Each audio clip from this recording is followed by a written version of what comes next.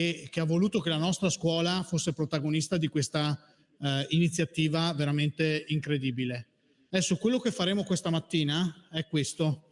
Voi, i vostri compagni qua davanti, hanno delle domande che faranno a un astronauta, ed è un astronauta quello che ci risponderà, che attualmente è sulla stazione spaziale orbitante. E il collegamento avrà quindi una durata che sarà di 10 minuti, non di più. Ecco perché abbiamo questa fretta nel fare le domande, nel cambiarci di posto, perché questi 10 minuti sono il tempo della finestra di collegamento radio che abbiamo a disposizione. Perché poi la stazione ovviamente si sposta e spostandosi non avrà più poi il collegamento. Quindi noi abbiamo la necessità di essere rapidi per questo motivo. Ecco perché le domande sono già state preparate e voi le leggerete qui. Può essere, qualcuno mi diceva in sala, e allora giustamente lo dico anch'io, può essere che qualcosa si capisca non proprio benissimo.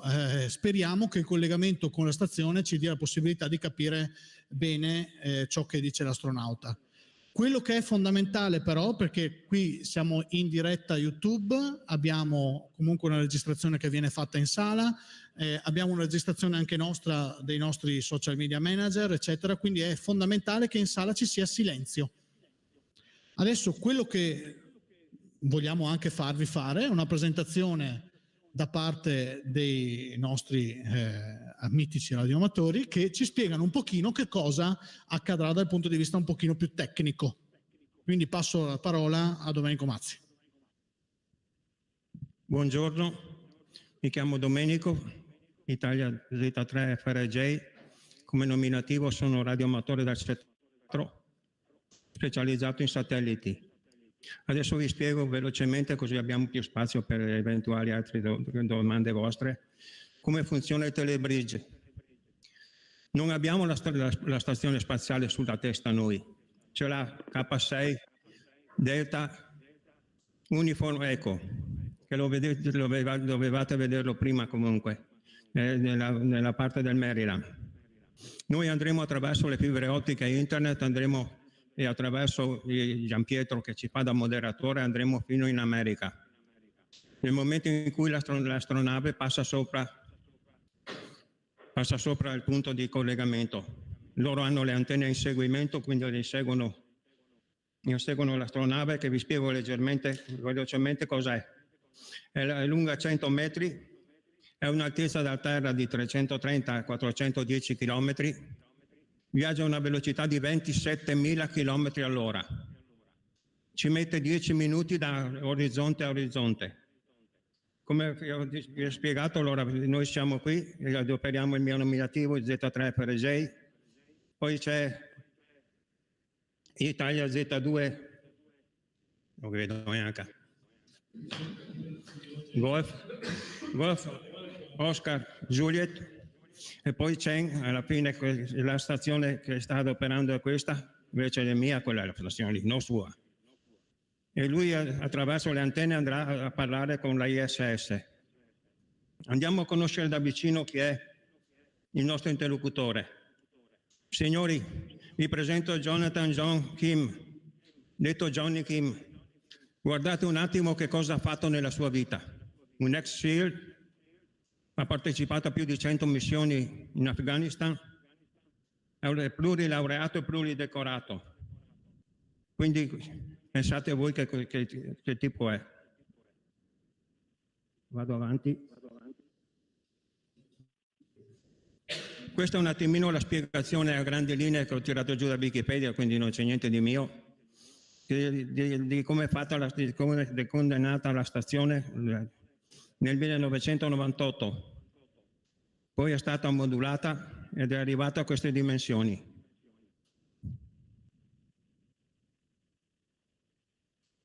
Grazie per l'attenzione, tanto tempo non ce n'è.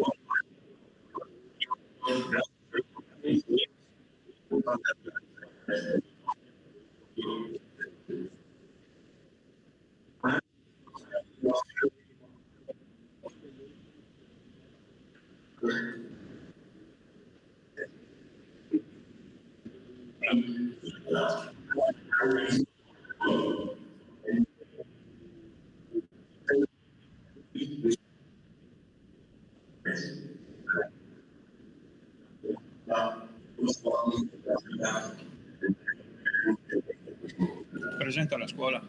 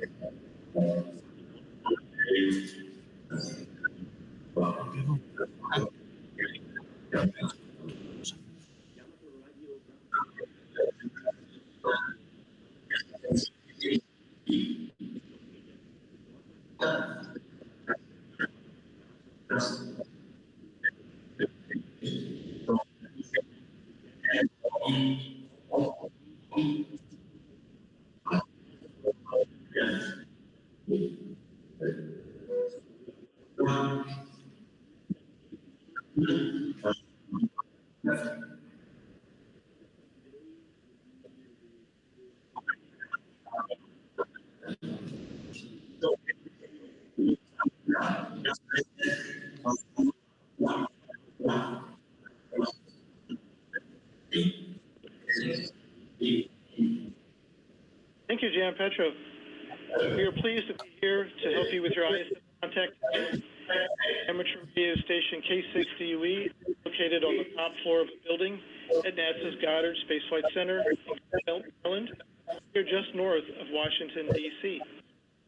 Today's volunteer operators are myself, Ken McCoy, and NFZX, Bob McCown, call sign N3II, Jonny Owens, N3JO. On the roof is a directional antenna high above the ground. We pointed IISS as it has to direct our location. The antenna is connected to a radio. It is also connected to a line to talk to you. We use a computer running satellite tracking close where the ISS is. It steers the antenna to maintain a good signal for the duration of the pass and controls the radio to compensate for Doppler shift. The operator here at K6UE will control radios, transmit, and receive nodes. The astronaut controls the radio on ISS. One station can talk at a time. This is why it is very important to clearly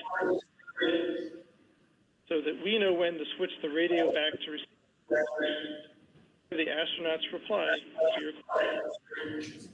Just before the pass is to start, we get all ISS, we will radio squelch, and you will hear static that sounds like this. You'll hear some of this static until ISS answers our call. Once we've established contact, we will turn it over to the first student to ask their question. We are now ready for the ISS contact. We wish you great success, and we are now 5 minutes and 15 seconds to ISS rise. Back to you, over. Thank you, Ken. So I think it's now the turn for the school. Unfortunately, we have some audio entering the conference from the school, so I had to mute them. So please ho dovuto mutarti, rimuovi il mute quando tocca a voi parlare, e vedi adesso sei mutato nella conferenza, quindi togli il muto perché rientra molto il tuo microfono. Quindi per favore togli il muto dalla tua conferenza.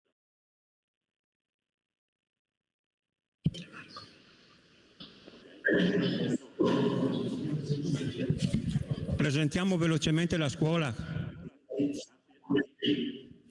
Hello, I'm Sara Agostini, and I am the principal of Copernico Pasoli High School. Our school is proud to host this unique event of contact between our students and an astronaut from the International Space Station. We thank ARISS, and particularly Domenico Mazzi, who proposed this unique opportunity to us and our students. Our school, which is the largest in Verona, hosts the students who study languages, economics, sciences, and prepare with us their teachers for adult life. Today, we have the opportunity to deepen our knowledge of an astronaut and ask him for information about his work and daily life on the space station. We have the opportunity to speak with someone who represents a modern explorer and a scientist. In 1962, US President Kennedy gave a famous speech to the students of Rice University, in which he explained that the United States had decided to go to the moon, not because it was easy, but because it was a hard goal that would serve to organize and measure the best of the nation's energies and skills. For our students, attending school is also a hard goal, preparing for their future. A goal that I hope allow them to expand their knowledge, their capabilities, and inspire them for our common future. Over. Mancano tutto. So I think we have a couple of minutes before the contact. So I know that KCDUE is to take control. And good luck to everyone. Remember that we are conducting an experiment, so we never know the results. So good luck again. And KCDUE is all yours.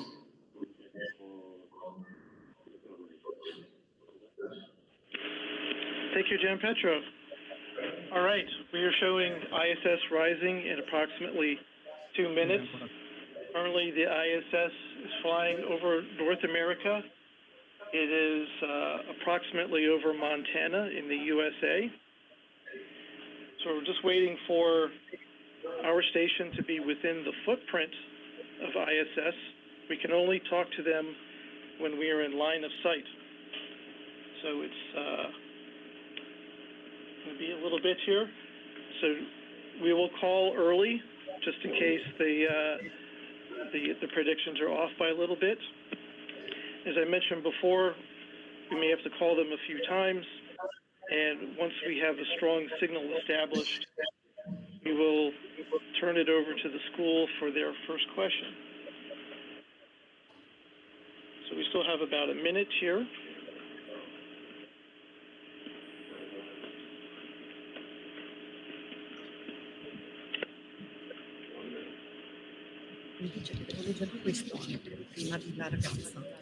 Ancora 2 parole, Gianpietro, visto che abbiamo il tempo.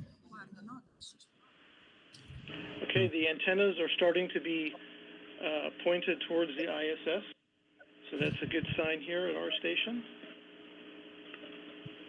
We have about 30 seconds before predicted ISS rise time.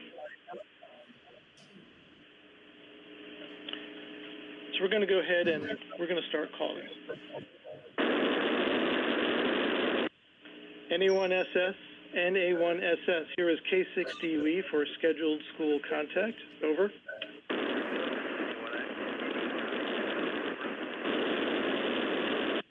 NA1SS from K6DUE, you're a little bit noisy at the moment, but you're just coming over the horizon, so we're going to let you get a little bit closer to us, and We'll see how you sound. Over. Kilo 6 Delta Uniform Echo, this is NA1SS. I've got you 3x3. I think it's getting more clear. Over. We have you a 5x5 right now. How copy us? Over. I have you same now. I'm aboard the IISS. Well, thank you very much. School, go ahead with your first question. Presentazione.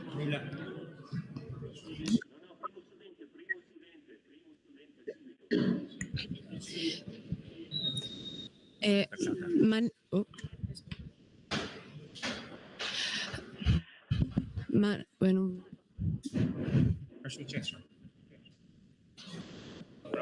School, go ahead with Pronto? your first question. Sì, non va il microfono.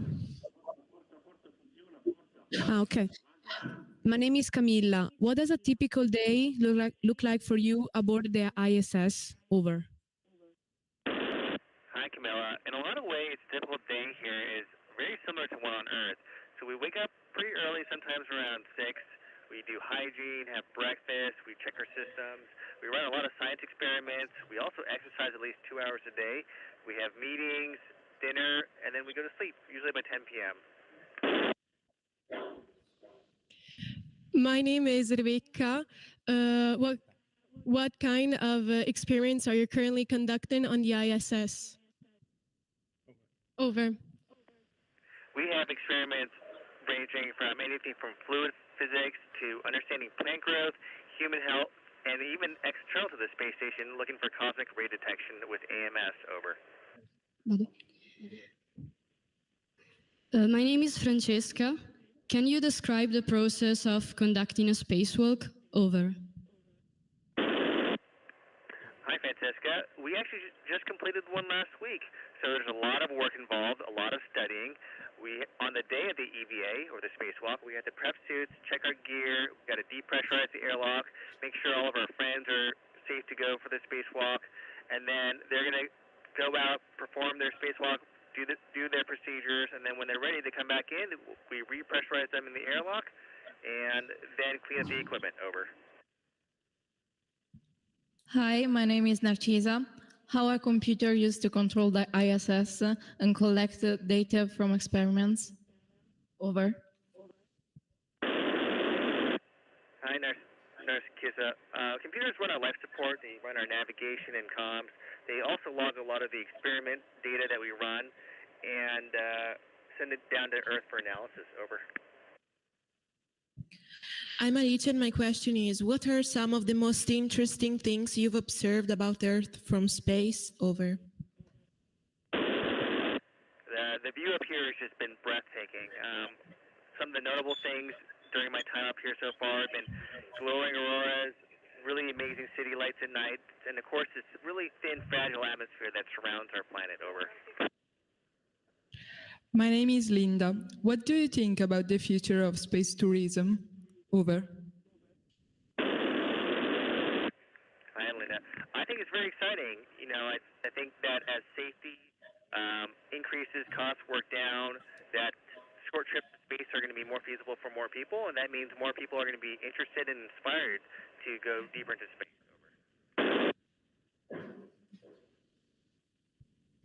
Hi, I'm Michael. What are the challenges and opportunities of sending humans to Mars? Over. There's a lot of challenges sending humans to Mars. Just off the top of my head, we have radiation, the long travel, the medical and psychological support required, and also just really ensuring that we prepare our team members internally to work together very, very well for such a long period of time. Opportunities are endless. We've got new tech, science, and also I think proving humans can live off Earth is going to be huge for our species. Over. Hi, how does international cooperation contribute to the success of space missions? Over. You know, I love the saying that if you want to go fast, go alone, but if you want to go far, go together. And the way we work is that our nations, our partners, we share technology, funds, data, expertise, and so the space station has thrived on this international collaboration for decades. Cooperation is the key to success. Over. Have you observed any celestial events like meteor showers or auroras that look significantly different compared to how we see them on Earth? Over. Yes, we have a great vantage point from up here and a lot less light pollution, so some of the auroras we've been watching have been absolutely beautiful. In fact, one of my good friends on board with me has been able to capture really, really amazing time lapses of these events. Over. Hi, I'm Tommaso. What kind of research related to the observation of the universe is currently being conducted on the ISS? Over. It's a great question. So we have a lot of external payloads and equipment on the outside of the space station that conduct a lot of planetary science and also deep cosmic science. So in particular, the one I'm thinking about, we have an AMS. It stands for the Alpha Magnetic Spectrometer, and it hunts for dark matter and antimatter via cosmic rays. Over. Hi, I'm Linda. How does direct human observation of the cosmos from the ISS complement and enhance our understanding of the cosmos? Over. So, of course, we have a lot of automated equipment on the outside of the space station that's looking, as I mentioned, deep into the cosmos and also down at our planet. But real-time human observation is also really, really key. We can respond to real-time emergencies that are happening on our planet, take pictures, fine-tune our equipment, and this all coalesces into a better understanding of our planet and science. Over. Hi, I'm Valentina. Can you describe processes and challenges involved in maintaining satellite communication between the ISS and Earth? Over. Hi, Valentina. So we use satellites. We use the teacher satellites for comm between ground and our station. There's a lot of challenges involved with this. So sometimes there's some delays, sometimes the antennas cannot be aligned, or sometimes the satellites need to hand over to each other, and that can result in some breaks in communication. But we have a great ground team, and they're usually on Johnny on the spot, able to adjust. Over. Hi, I'm Francesca. How do you sleep in microgravity? Is it comfortable? Over. Sleeping is very personal and is different for different people. For me, we all have a sleeping bag, and I've strapped that to a wall, and it's really, really comfy once you get in there and get used to it. Floating and sleeping is weird. I've gotten used to it now, but it's definitely relaxing. Over. Hi, I'm Valentina. How are you testing new technology on ISS that could benefit life on Earth, such as improved internet access or disaster response systems? Over. It's a great question. We're testing technology. Examples include communications, water recycling, sensors for disaster monitoring. We believe all of these can work together to improve connectivity and emergency responses on Earth. Over. Hi, I'm Simone. How significant is the problem of space debris, and what are the potential dangers to the ISS? Over. You know, space debris is everywhere, and luckily we do have people on the ground that are tracking these space debris, but it can be a serious problem. You know, debris is traveling very, very fast, and when that very, very fast debris can hit something like the space station, it can cause damage to the hull and systems. So it's something that we take really careful consideration, but we do have measures both from the ground and on the station to counter that. Over. Hi, I'm Federico. Are there any technologies or procedures currently in place on the ISS to monitor or avoid the space debris? Over. Hi, Federico. That's a great segue. So, as I mentioned, the ground radar tracks a lot of this debris. We can actually adjust the orbit of the space station so we can increase or decrease our altitude as necessary. And if push comes to shove, we can also shelter in vehicles and other places within the space station if there's any close calls. Over. Hi, I'm Bartolomeo. What are the main countermeasures taken by the astronauts to protect from radiation during long duration missions? Over. So we all wear personal dosimeters which monitor our radiation levels. We have extra shielding in key places around the space station, and we also limit our exposure during solar events. Also, we take really good care of our bodies and make sure we're taking all of our vitamins and supplements. Over. Hi, I'm Valentina. How do you stay connected with your friends and family while in orbit? Over. Hi, Valentina. We have internet. Although it is intermittent, we do have internet, so that helps us make video calls, email, social media. We like to talk with our families and our friends as much as we can, and it keeps us well-grounded. Over. Hi, I'm Chiara. What advice would you give to students who are interested in pursuing a career in space exploration and potentially becoming an astronaut? Over. Actually, a great question. So study STEM, stay curious, work hard, learn about teamwork, resilience, and as much as you can. Never stop chasing your dreams. Over. Hi, I'm Gianpietro. What is the most rewarding part about being an astronaut, and what are some of the sacrifices you have to make? Seeing Earth from space is absolutely breathtaking and absolutely worth it. Pushing science forward. There are a lot of sacrifices. There's a lot of time away from family and intense training. Sometimes we are in a high-stress environment, but it's all worth it. Over. That was the last question. Thank you very much, Jonny Kim. This is K6 DUE. Over.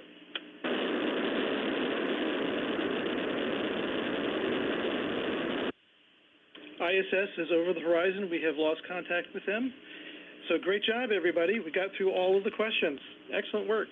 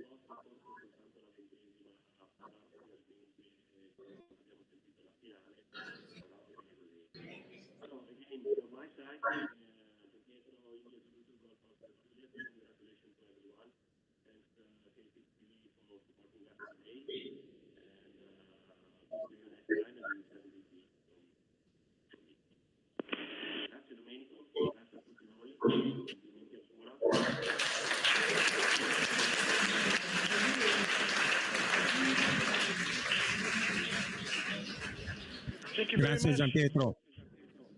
Alla prossima.